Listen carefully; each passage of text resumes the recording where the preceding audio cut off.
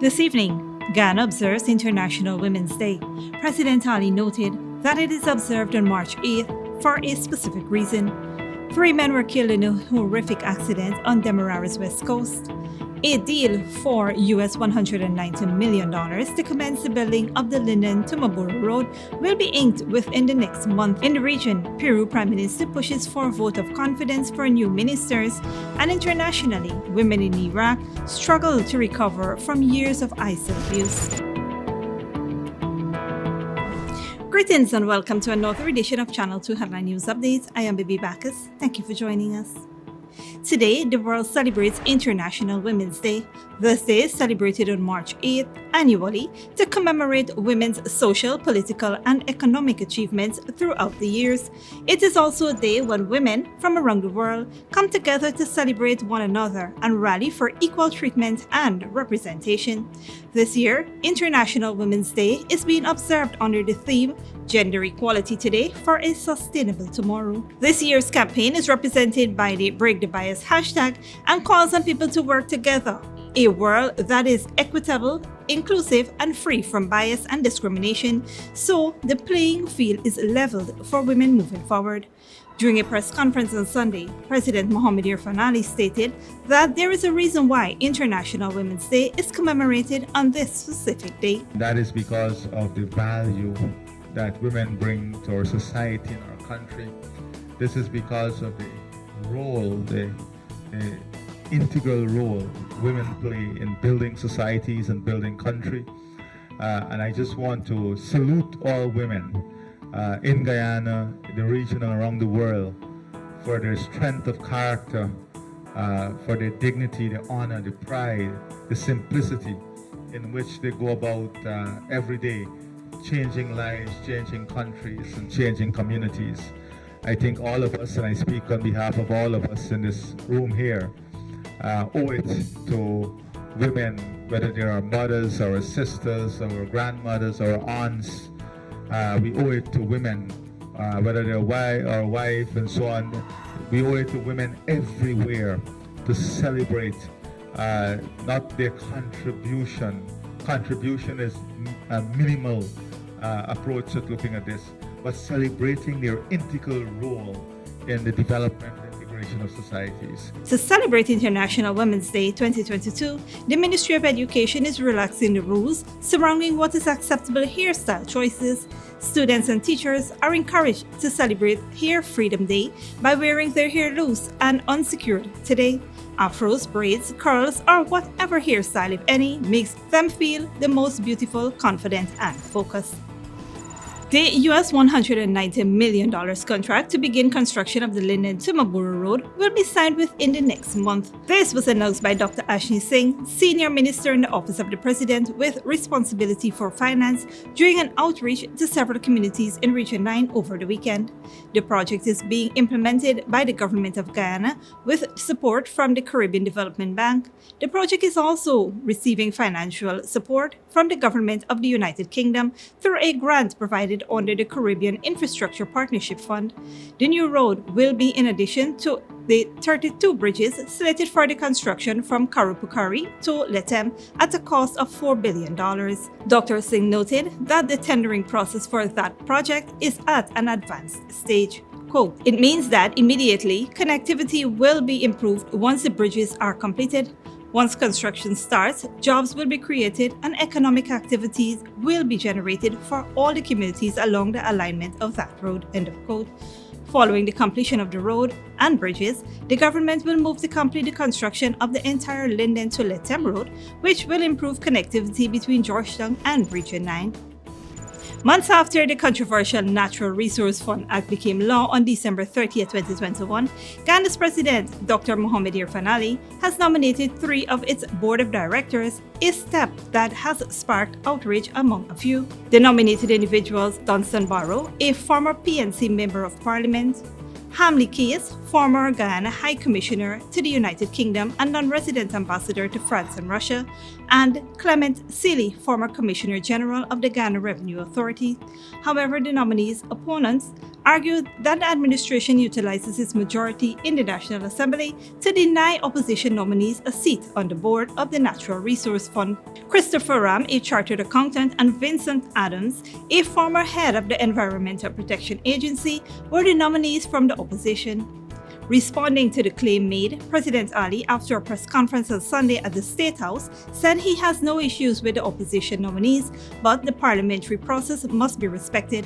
The president lamented that the parliamentary process dictates that the Committee of Appointments selects someone from the public standing in the society to serve as the board of directors. The board of directors is a new governance system. The board is expected to create a layer of separation between political leaders and the fund.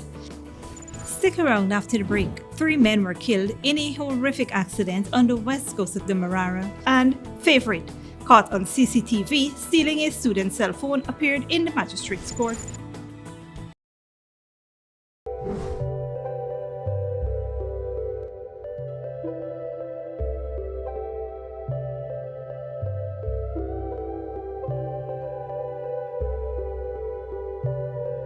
Maison Francois is the chocolate paradise of Guyana. From the moment you enter our store, you are welcomed by the sweet aroma of Belgian chocolate, pastries, and other artisanal treats handmade by our European-trained chef. Our convenient location at the City Mall is the perfect place to take that special someone or to take home a little sweetness. So treat yourself with a taste of Paris in the heart of Georgetown, only at Maison Francois. Good girl forget things. What's the problem, Granny? I want money for borrow for do a surgery. I was dancing and I fall and fracture my hip. If you need some quick money, you should check Lender's Jewelry and Pawn Shop. Lender's Jewelry and Pawn Shop, Lot 238 South Road Border, Georgetown. Get jewelry made to order in just 72 hours. We also accept vehicles. Lender's, best rates, longest payback period. Boys, I get through. Plus, I could dance again. Lender's Jewelry and Pawn Shop. Furnishing your home or office has never been easier. Here at Kissoon's, our inventory of locally made and imported furniture, offered at amazing prices, will leave you wanting more. From vinyl, floor rugs and carpets, bedroom, dining and living room sets, mattresses, pillows, office desk, chairs and filing cabinets, outdoor benches and tables. We have a piece of furniture for every room imaginable in your home or office. Check out our flagship store at Industrial Site Rijnveld or one of our branches in New Amsterdam, Port Morant, Riverton and Camp Street. Kissoon's Furniture, furnishing homes for over 50 years. When you need money and you gotta get it fast, Creative Jewelry and Pawn Shop is the place for that confidential transaction in a quiet and secure location. You'll get the highest value per pennyweight for your gold and also enjoy the lowest interest rates and longest payback period too. Yes, for that instant transaction to solve a pressing financial problem. That Creative Jewelry and Pawn Shop, 46 Boyle Place, that's between the Ministry of Housing on Brickdam and White Castle Fish Shop. Be your first and only choice. Creative Jewelry and Pawn Shop, safe and sound, solid and secure, always there for you. Telephone 231-7878 and 223-8955. Sooner or later you will have another power failure. Are you prepared for the next blackout? Some essential equipment such as security cameras, lights, internet, gate motors, and water pumps may stop working. How can you prevent the next blackout? InverterTech has an affordable solution for you. A strong UPS system which uses the latest inverter and solar battery technology to prevent blackout. We smartly calculate your average power demand so you don't spend more than you need to. Call 223-2233 for more information.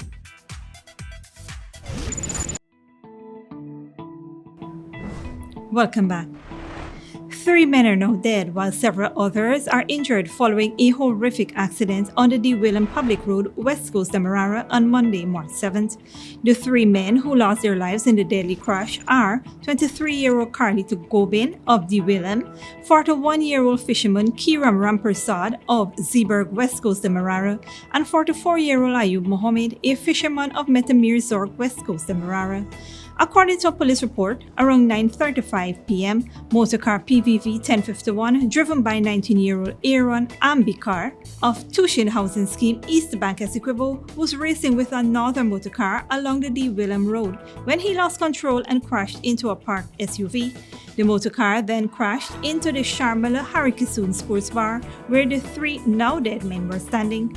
According to an eyewitness, as a result of the collision, Gobin's body was catapulted several feet away before landing in a nearby gutter, while Ramprasad and Mohammed were flung into the air and fence respectively after the car crashed into them. The eyewitness further stated that, quote, "I see the red Ram racing with this 212 coming down with his speed, and like he lost control and crashed into the vehicle before he slid into the bar." According to several eyewitnesses, the man appeared to be under the influence of alcohol at the time of the collision. However, according to the police report, the man was breathalyzed and no trace of alcohol was present in his breath. The men were all picked up and taken to the Lenora Public Hospital, where Gobin, Mohammed, and Ramprasad were pronounced dead. The injured persons were treated and sent away, while the driver was treated and transferred to the West Demerara Hospital in a stable condition.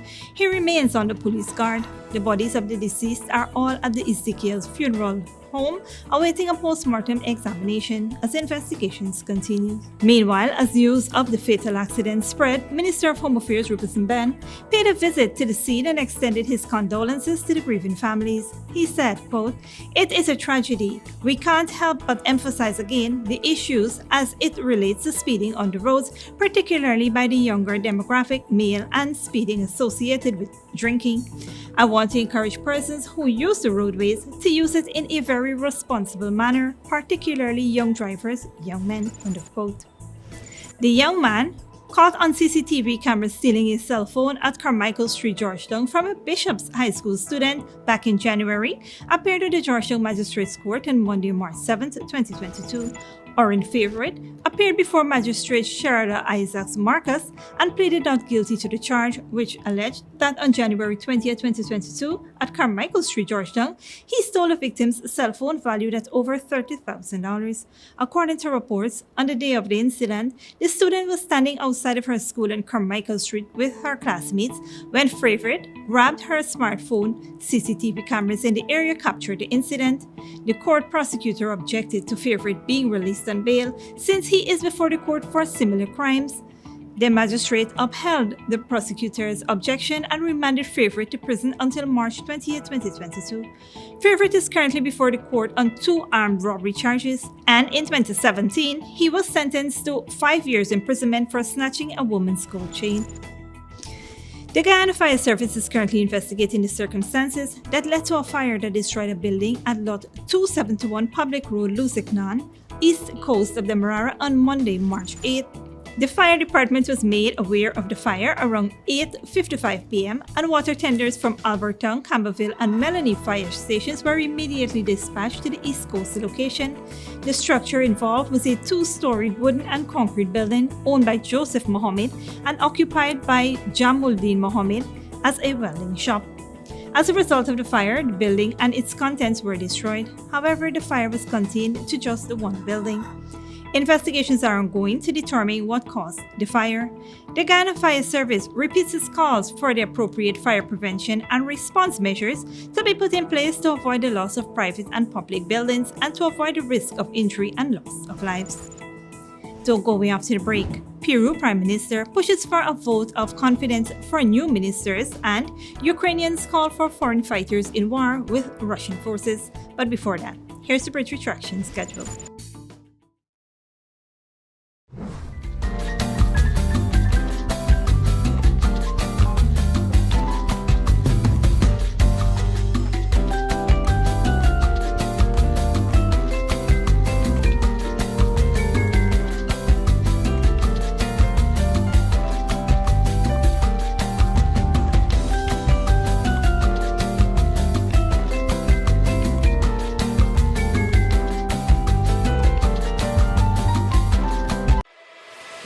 Furnishing your home or office has never been easier. Here at Kissoon's, our inventory of locally made and imported furniture, offered at amazing prices, will leave you wanting more. From vinyl, floor rugs and carpets, bedroom, dining and living room sets, mattresses, pillows, office desk, chairs and filing cabinets, outdoor benches and tables. We have a piece of furniture for every room imaginable in your home or office. Check out our flagship store at Industrial Site Rijnveld or one of our branches in New Amsterdam, Port Morant, Riverton and Camp Street. Kissoon's Furniture, furnishing homes for over 50 years.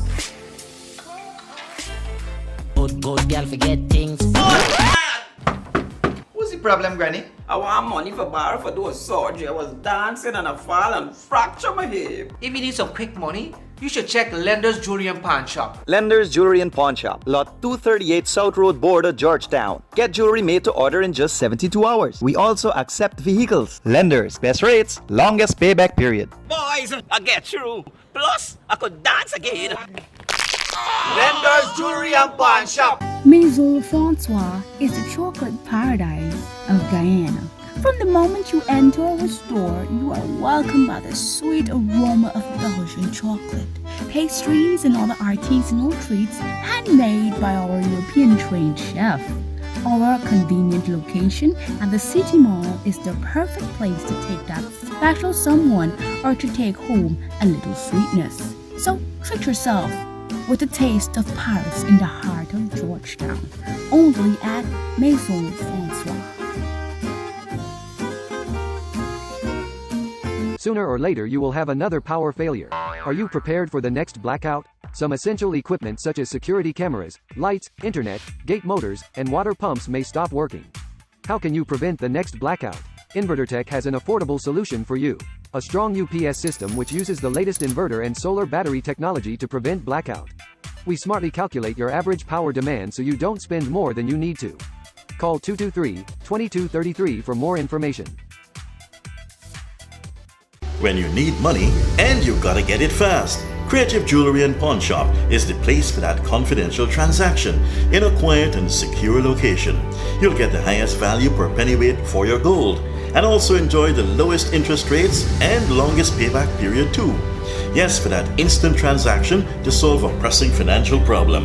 That Creative Jewelry and Pawn Shop, 46 Boyle Place, that's between the Ministry of Housing on Brick Dam and White Castle Fish Shop. Be your first and only choice. Creative Jewelry and Pawn Shop, safe and sound, solid and secure, always there for you. Telephone 231-7878 and 223-8955. Welcome back. Now we take a look at news in the region and around the world. Peru's Prime Minister Aníbal Torres will go to Congress on Tuesday to present the government's policies and request a vote of confidence.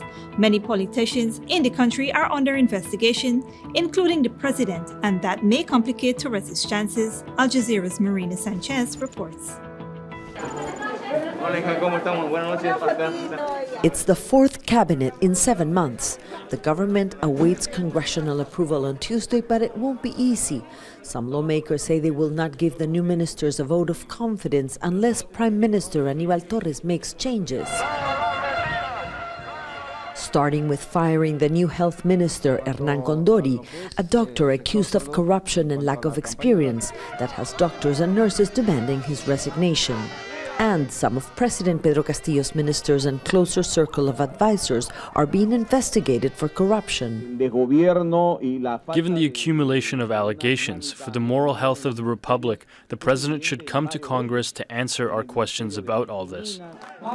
Castillo himself is being investigated since January for corruption and illegal influence. The President denies any wrongdoing. They lie in the media, saying he's already going to resign. He's corrupt. I'm not going to run away because a tiny group of people wants to disregard the will of the people who've put me in office. Hours before Tuesday's session, his allies had been unable to secure enough votes for the new cabinet. I'm afraid that Peruvian politics, rather than seeking consensus, is dominated by short-term calculations linked to immediate interests. Many say the opposition's most pressing interest now is paving the way for a new ballgame. Whether Congress approves the new cabinet or not, critics say the real endgame for opposition lawmakers is to oust President Castillo. A motion to unseat the president is in the works. It's the second time political foes tried to impeach Castillo, but analysts say they still don't have enough votes to begin the process. That doesn't mean this is the end. We will surely see discussions on how to eventually push for the president's removal from office. A recent opinion poll suggests more than 60% disapprove of Castillo and 77% disapprove of Congress. From crisis to crisis, the spiraling political chaos has left the country with 5 presidents in 6 years. Nearly 30 ministers replaced since last August. Disenchanted with Peru's political class, for most Peruvians, Tuesday's vote may not make much of a difference. Mariana Sanchez, Al Jazeera, Lima, Peru. Internationally, it has been nearly 5 years since ISIL was defeated in Iraq.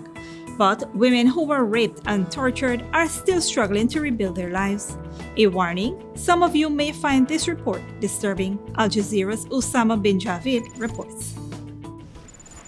Behind the facade of routine kitchen work are hidden stories of rape, torture, and abandonment. For years, these women were abused by ISIL fighters, and now their lives are uncertain. They were beating us and raping us. My children live with that memory. I now suffer from injuries from the spine to the neck. The shock of what she saw was so horrific that this child lost her ability to speak. We cannot reveal their identity as they now face risks from their own families. Some were freed by paying ransom to ISIL. Others discovered after the armed group was defeated in Iraq. Out of the thousands of abducted women, girls and boys, nearly half are still missing according to official statistics. Others have been abused at camps and abandoned by their families and tribes. They have this belief that if you have been raped, you're an ISIL woman. My husband spat on me and started beating me with my brother. I was beaten so bad they had to take me to the doctor. My husband dumped me. He says, "You are shame to me. I do not want you anymore. You have given your body to ISIL militants." He left us alone. Their suffering has not ended. In addition to being rejected by their families and tribes, even the law which was made to compensate them seems to have forgotten some. The Yazidi Survivors Law was passed last year, and rights activists say there's been little progress to implement it.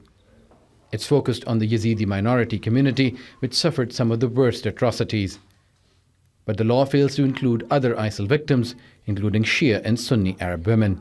Muslim Arab women who were enslaved by ISIL and did not find a place to go back to, they are still living in the shadows of the society.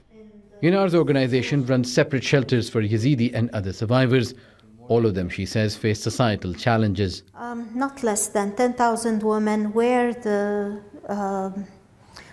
victims of the ISIL attack, and this femicide is not really acknowledged by the international community or dealt with in a way that keeps the dignity or the respect or compensates those who were the victims. Al Jazeera spoke to men whose wives and mothers were stoned to death. But they say because they're Muslims, there is no one to listen to their plight. They do not want to appear on camera because of the stigma and fear their community will shun them too. Years after they escaped, Hazin breaks down whenever her daughter begins to speak. My mother told them, "Do whatever you want to do to me, but leave my daughter alone. Do not marry her to one of you." Then they raped my mother before my eyes, and later they raped me in front of my mother. There's no future. Nothing is left. Still, they have not given up hope for justice. They call themselves invisible victims, living in plain sight, but no one to call their own. And as they wait, their families, tribes, and most of the international community continues to ignore them. Usama bin Javid, Al Jazeera, Kirkuk. Internationally, foreign fighters are now joining Ukrainians on the battleground against Russian forces after the government established an international legion for those coming from abroad. Al Jazeera's Zain Bashravi has more. As the number of people fleeing the war in Ukraine approaches 2 million, some rush to get to its front lines. Bravery or bravado, more men like this one are coming to Ukraine's aid every day. Inspired perhaps by a social media campaign. I'm in Parliament right now. Or a call to arms for volunteers by Ukrainian leaders under siege in their own capital. From her home near Kyiv, Lesia Vasilenko says there is something to do for everyone coming to Ukraine's defense. We are fighting the second biggest army in the world and a nuclear power at that. Of course, our military resources are not enough. So we need more people here on the ground. We need more weapons here on the ground. We need more sophisticated weapons here on the ground to be able to stand and keep standing as an independent, free country. And this is the struggle and the fight that we invite the world to join in. Volunteers who contact Ukrainian embassies are directed to the website for the International Legion of the Defense of Ukraine. This is one of the locations recruits can find themselves signing up and boarding buses to cross the border. We met a Ukrainian coordinator who declined to speak on camera or give his full name or even his rank. But he said he was there to help volunteers find their way to the fight. This roadside motel near the border has become a kind of unofficial recruitment point for volunteers wanting to fight in Ukraine. We've been here a few hours and we've met people from Europe, the United States, Great Britain. Many more have already crossed over. Many more are expected to. Julian is 22 and says he served in the Dutch military and was deployed to Afghanistan. Well, I'm not looking for violence per se. It's more that I'm looking to give the people their hope that they see they're not alone in this fight. He's still undecided, unwilling to sign a contract to serve until the end of the war, whenever that might be. The open-ended contract has also put off volunteers at the Medica border crossing. If they say to us, oh, you can stay and fight, but in 3 months you can go home to see your families and come back if you want, or 6 months, or even 1 year, but we know in 1 year we're going home. But in this contract there's no date, there's no when we could go home, you know. So yeah, that was the point for me to change mind. Others remain undeterred. Jay is from Portugal, lives in London, and says his motivation comes from his young daughters. That he is fighting to defend their future, their freedoms. The lack of action by the West. So I just personally don't think sanctions are enough. I understand the fear of World War III, but as you can see, this is the beginning of World War III. Personally, I don't think I'm being brave. I'm just doing what I'd like people to do if the UK was under attack and Boris Johnson was begging for help. Highly experienced soldiers are sent to the front line. Less experienced recruits are kept back to help territorial defense units and treat the wounded. Jay says he trusts Ukraine will let him go home to see his family and is unafraid as he commits himself to a war that could go on for years.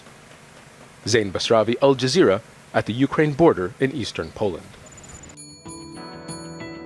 And that is it for today's regional and international news. Here now is your 3-day weather forecast.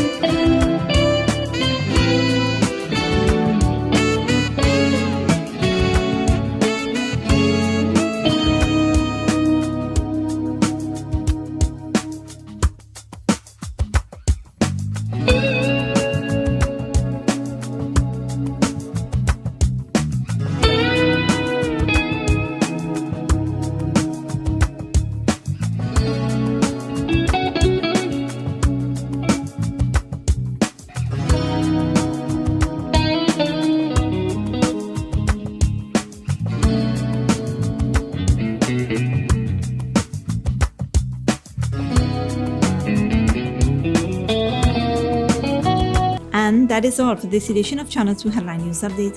Tune in on Wednesday at 7 p.m. for another episode. Be sure to subscribe, like, and follow us on Facebook and YouTube. Until then, please take care of yourselves and each other.